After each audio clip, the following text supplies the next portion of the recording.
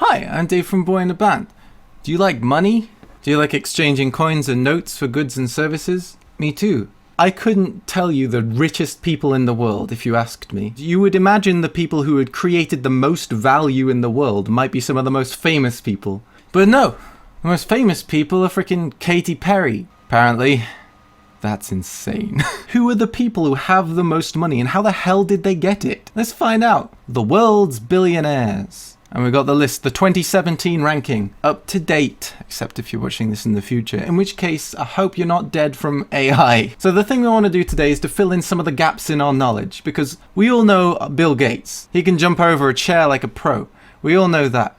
However, not everyone might know the rest of the people on this list. So number 1, Bill Gates. We've got Warren Buffett next. Look how freaking white everyone is. There's a lot of similarity here, I kind of feel. Oh, here you are, Zuckerberg, bringing in a bit of youth. Okay, we've got Warren Buffett. $77.1 billion. I read up a bit on Warren Buffett. He's a freaking incredibly talented investor. But what did he invest in then? From 6,000 to 73 billion. Warren Buffett's wealth through the ages. Now it's up to 77.1. This is one of those circumstances where the 0.1 matters.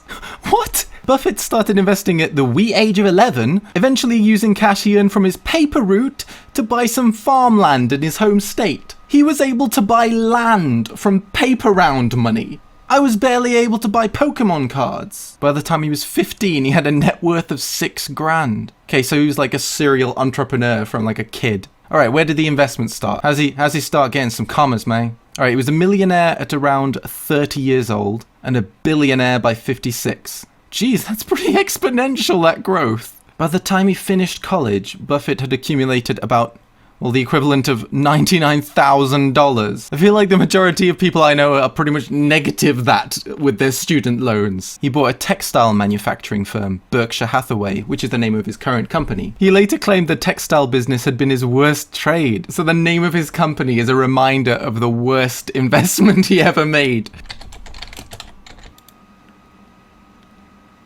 This is his website! This looks like it was made by me when I was 13. If you have any comments about our web page, you can write us at the address shown above.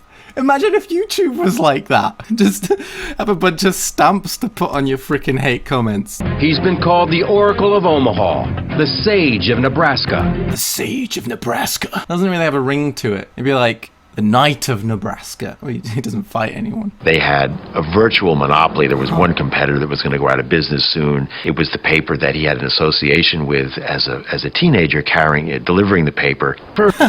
So he ended up buying the newspaper company that he used to deliver. That is so baller. Oh my god. While Buffett had given away much of his stock to charities, he still held $64.2 billion worth. He might be number 1 if he hadn't given it all to charity. He invested in a whole range of random crap.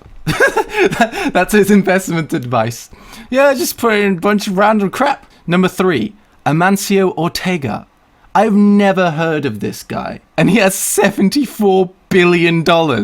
From Zara. Is that the clothes company Zara then? Ortega is the richest man in Europe and the wealthiest retailer in the world. He co-founded Zara with his ex-wife. Ooh, that must have been awkward. The 3rd richest person in the world made that money from selling clothes. I suppose fashion's one of those companies where there's like a stupid markup and people just buy it because they're idiots. I don't know. I never really got why people spend so much money on clothes. I like interesting stuff, but if it's stupidly expensive, generally I'm like, no. Isn't it crazy that the top video for the guy who is freaking 3rd richest in the world, 2nd richest at the time this video was made, he's got 25,000 views on it. No one knows or cares. How is this possible? Until 1999, no photograph of him had ever been published. Whoa. So he's like a really secretive dude. Alright, fair play. If he wants to be left alone, I won't do too much research into him. So he founded Inditex. And Zara is just like one brand in that company, which operates over 7,000 stores. That'll do it. One day in the early 1960s, he hit upon the formula that was to become central to the operations of Inditex. That is the most corporate-sounding name. The only company that has a more corporate-sounding name than that is Money Corp. I thought that was a joke when I heard that name for the first time. Business. That of reproducing popular fashions using less expensive materials in order to sell high-demand clothing items at lower prices. So he just made expensive clothes cheaply and then sold it at a similar price. It's kind of like an engineer kind of thing to do. Legend has it that Ortega's first project was to remake a popular but expensive dressing gown. What an exciting legend. Odysseus, Romulus and Remus, and dressing gown. Other companies took up to 6 months from the initial design to delivery to their stores, whereas he turned it to like 15 days. Oh, so he was smart enough to use computers in the early days. There you go. Isn't that interesting that computing made him that much money in a completely different industry? I kind of got my head around that one. All right. Fair play, Amancio Ortega. Next up we got, it's your boy Jeff Bezos. Bezos? I think it is Bezos. Amazon.com. Why are all these lines just overlapping? Wonderful website design here, Forbes. I kind of want to read this. You want to? No? Okay, we'll go elsewhere. I wonder what my Kindle is. Looks like I've contributed to this one. You're welcome, Jeff. I quite like Amazon. I've heard they're horrible to their employees. I really like how they push the boundaries a bit. Like, I was surprised that books were still a thing, and I'm glad they pushed the industry to make something as convenient as the Kindle. I'm glad there's nothing embarrassing in these freaking suggested products. Yeah, I don't think we have to spend too much time with Jeff. We all know why Amazon has done so well. There had to be one big company on the internet that sold stuff. Number 5, Carlos Slim Helu? Again, almost $60 billion, and I've never freaking heard of the guy. Mexico's richest man. They control América Móvil, the biggest mobile telecom firm. How come if he's this rich from mobile telecom, why isn't there someone from the Western world that's that rich from mobile telecom? Like, isn't there more money in the US than in Mexico, for instance? But then it might be in more countries, and maybe in the other countries, multiple people got together to make those companies. Carlos Slim. Doesn't look like Carlos is too slim. Sorry, shouldn't insult a billionaire. Oh my god. What a gangster. It's the picture of him holding some money. That's such a meme. Oh my god. Oh, he's got a brilliant face. Carlos Slim is a bad guy because he owns a telephone company. He owns the internet. He offers a bad service. The service, in fact, stinks. And he's making obscene amounts of money. So he's like the Comcast of Mexico. So not everyone likes the guy. Riff Raff made a song about him. Shining, jumping out the gym. Yeah. I moved to Mexico. Carlos Slim. Riff Raff, you are goals. You're operating on another level. You sell the razor, or you promote the razor to sell shapes. Here we were promoting the handsets to sell phone cards. He used the kind of razors and blades kind of business. Like, he lost money on the phones so that he could make money on the SIM cards. Look at that bow tie, nice. Yeah, he started out as a stock trader, like your boy Warren. I wonder how many people started out as stock traders or doing investments like Carlos Slim or Warren Buffett and then failed. Like, what percentage of people actually make money on it? Because it feels like a really dangerous thing. You gotta know what you're talking about to be able to predict the future like that. This is just blowing my mind. Companies found within the construction, soft drink, printing, real estate, bottling and mining industries were the focus of his early burgeoning business career. That's 6 massive industries he could casually invest in. He later expanded into numerous industries including auto parts, aluminium, airlines, chemicals, tobacco and manufacturing of cables and wires, paper and packet. Jesus Christ, this goes on and on. I wonder if that's why he was so successful. Like, if you invest a little bit in loads of different things, there's less likely to be some kind of Titanic event sinking your investment. But I don't know, I would not want to be giving investment advice, I'm just curious. I did a similar thing to Warren. When everyone else is selling things because the economy is tanking, he's just buying. So where did he buy this freaking telecom company? Oh, okay. So previously that was owned by the government, and then as soon as that was an option, he was like there to buy it and take the opportunity to make even more money. So that's what to watch out for. See if the government is selling off any of its companies. But that's not likely to be an opportunity anytime soon. Most governments lately are really stable. Your boy Zuckerberg. Sweet. Zuckerberg's also giving away 99% of his and his wife's stake. I didn't see the other people saying that. Doesn't mention anything about Jeff doing it, or Amancio. So in theory, the richest person who's not giving a significant portion of his money to charity is Amancio Ortega, shortly followed by Jeff Bezos. And by shortly, I mean $300 million. Welcome. I just realized how ironic it is to search for Zuckerberg on YouTube rather than Facebook. We are especially excited that you are here. I'm not sure where to go from there. Well, why don't we start with Oh, that's so awkward. I think I like Zuckerberg. He's such a nerd. I obviously have no idea what it's like behind the scenes working for the guy at Facebook or whatever. He didn't come across too well in The Social Network. Love that film. But in general, he seems to care. Like, someone who's giving away 99% of their wealth can't be all bad. You know, in a lot of ways, building a company is like following the scientific method, right? You try a bunch of different hypotheses, and if you set up the experiments well, then you kind of learn what to do. I totally agree with that. Not that my opinion is more valuable than frickin' Zuckerberg's. That's kind of how I do my YouTube videos. I'll try a couple of things, see which things hit, and then I'll keep going in that direction. Good old Facebook. I'd say I'm quite thankful to Zuckerberg since Facebook was a large part of my success. That was where Don't Stay in School went viral. Thanks for that, Zuckeroonie. Yeah, I'm quite appreciative for Facebook being a thing. What's interesting about Facebook is how it's like, where does the money come from? Is it all advertising? Jesus, they make $1 billion per quarter in advertising revenue. Oh, I got a nice little infographic here. Oh, wow, they made money from Farmville as well. So it's mostly advertising sales and then followed up by gaming. Starbucks saw a 38% lift from users who saw Starbucks appear in their feed. The site here saying they've made more money than the top 2 advertisers in the US just by advertising revenues. Surely that makes them the top advertise.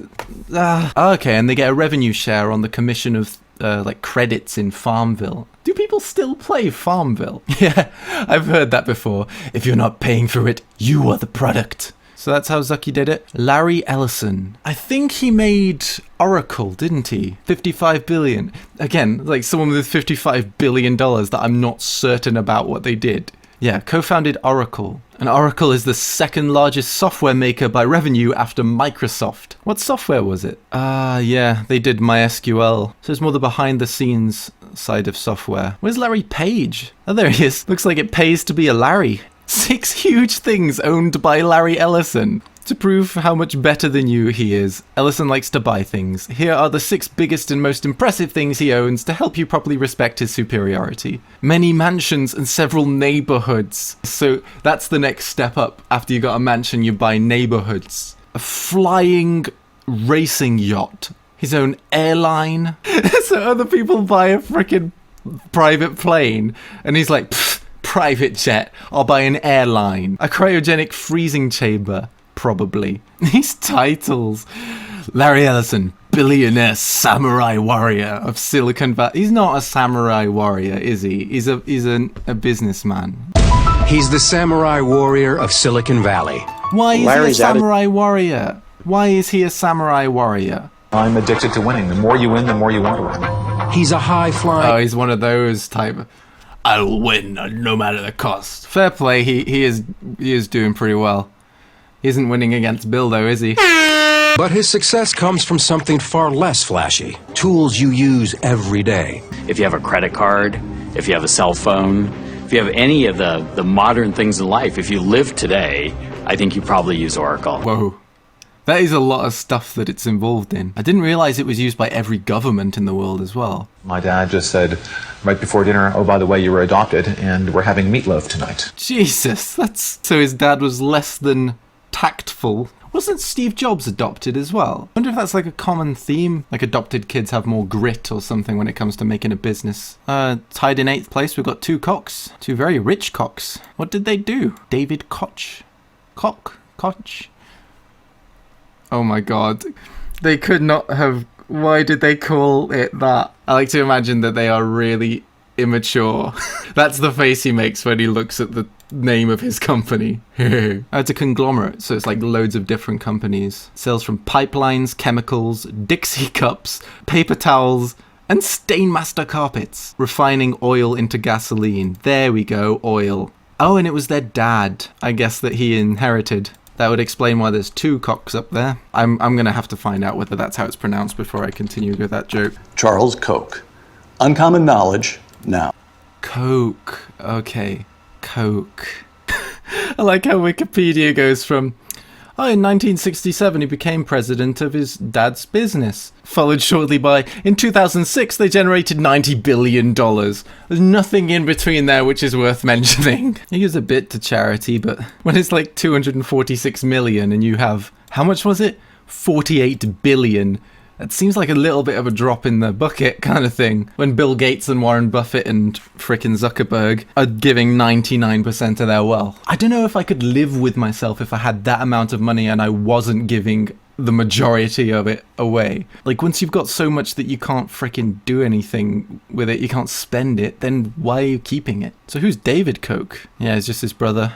Oh, and he's like a politician. Supports gay rights, how about that? And stem cell research, high five! So how much did he get? When he inherited the business, how much did they have? Because if he got like a small loan of $1 million from his dad, then you can't really give him all of the credit from building that kind of company, can you? Oh, holy crap. According to The New Yorker, Koch partnered with William Rhodes Davis. They built the 3rd largest oil refinery serving the Third Reich, a project which was personally approved by Adolf Hitler. Wow. So it looks like the 2 Koch brothers made money by oiling up Nazis.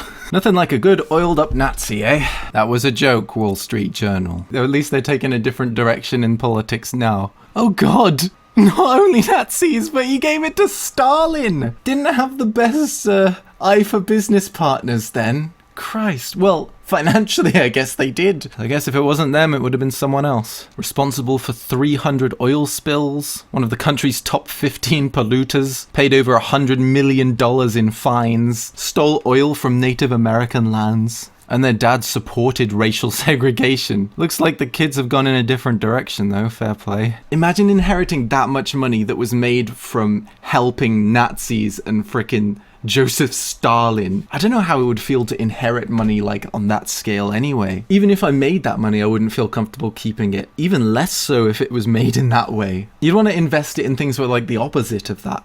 They oppose the minimum wage though. I don't know, this is just one source, Alternet. I've never heard of them before, so I'm not going to put too much credence in that. And last but not least, Michael Bloomberg. Isn't Bloomberg a website that talks about business? Super businessy. I can't imagine there's that much money in like just reporting on business. Oh, it's a financial information and media company. So it is just that. And he co-founded it. So it's not an inheritance thing here. Ah, so they made software for financial data, widely used in the global financial services industry. Oh, holy crap. The software costs $2,000 per month, and they've sold over 300,000 of them. So let's take a look over what we've done. So 3 of them did it from software, 2 kind of inherited an oil company from their dad, 2 made websites, he sells phones, and he made a dressing gown. Alright, so we've learnt a lot today. Out of those 10, I would have recognized 4 of those names. So that's 6 of the 10 richest people in the world. I had basically no idea what they did. In general, are people like the same kind of age? Yeah, most people are super old. The younger ones are always to do with internet, aren't they? There's the Google fellas. Thanks for the job, guys. I'm glad Bill Gates is number 1. He might have done some dodgy kind of business practices, but he's freaking nice with his money now. Thanks for dealing with polio. First woman. Oh, L'Oreal. I dream of getting a sponsorship. Oh, come on, Lillian Bettencourt. Give me a little bit of that to do a sponsored video. I could do the hair flips. So thanks for tuning in to this episode of Old Rich White Dudes and Zucky. See you next time.